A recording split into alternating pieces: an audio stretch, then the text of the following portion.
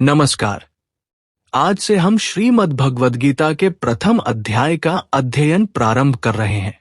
ये केवल पहला श्लोक नहीं है, यहीं से वो दिव्य संवाद आरंभ होता है जिसने हजारों वर्षों से मानवता का मार्गदर्शन किया है।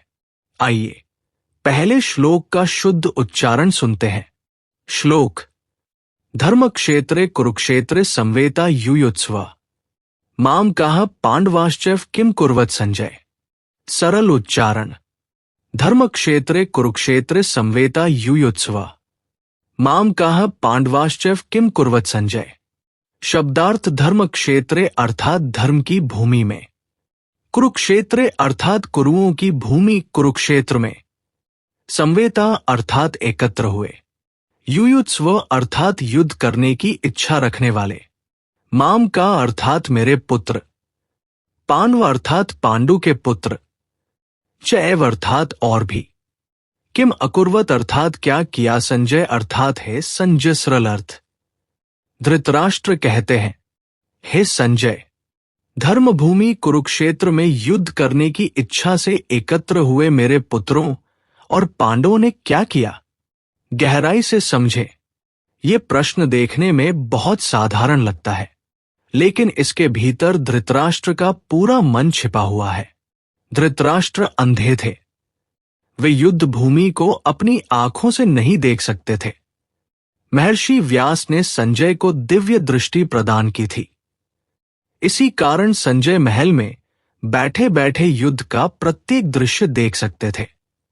धृतराष्ट्र ने सबसे पहले कहा, माम का है अर्थात मेरे पुत्र, और उसके बाद पांडवा है। उन्होंने दोनों को एक परिवार नहीं माना। यहीं से उनके मन का पक्षपात दिखाई देता है। यदि वे सभी को समान दृष्टि से देखते तो शायद महाभारत का युद्ध टल भी सकता था। एक और महत्वपूर्ण शब्द है धर्मक्षेत्रे। कुरुक्षेत्र को धर्म भूमि कहा गया है। धृतराष्ट्र के मन में कहीं न कहीं ये चिंता थी कि इस पवित्र भूमि का प्रभाव उनके पुत्रों के निर्णय पर पड़ सकता है। इसलिए उनका पहला प्रश्न केवल यह नहीं था कि युद्ध शुरू हुआ या नहीं। वे जानना चाहते थे कि वहां पहुंचकर क्या कोई परिवर्तन हुआ। जीवन की सीख: ये श्लोक हमें एक गहरी शिक्षा देता है।